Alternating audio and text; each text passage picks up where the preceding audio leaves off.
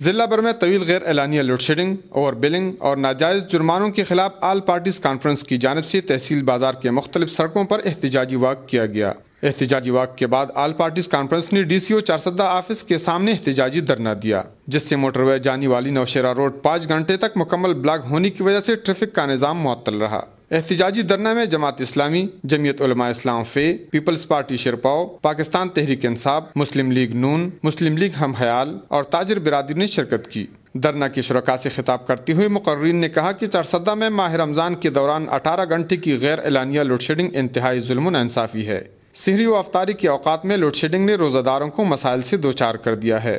انہوں نے کہا کہ وابڈہ اہلکار مقامی طور پر لوڈ شیڈنگ کے ساتھ اوور بلنگ اور صارفین پر ناجائز جرمانے لگا رہے ہیں، جس کی وجہ سے صارفین کی زندگی اجیرن ہو گئی ہے۔ مقررین نے کہا کہ محکمہ وابڈہ مختلف علاقوں میں خراب ٹرانسفارمروں کی مرمت کے لیے فوری بندوبست کریں۔ ان کا کہنا تھا کہ لوڈ شیڈنگ کی وجہ سے چارسدہ کے حالات خراب ہوتے جا رہے ہیں، جس سے امن و امان کے مسائل پیدا ہو رہے ہیں۔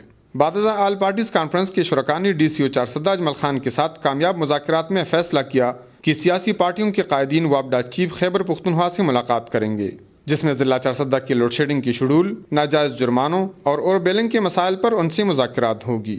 کفایت اللہ، اے نیوز، چارسدہ۔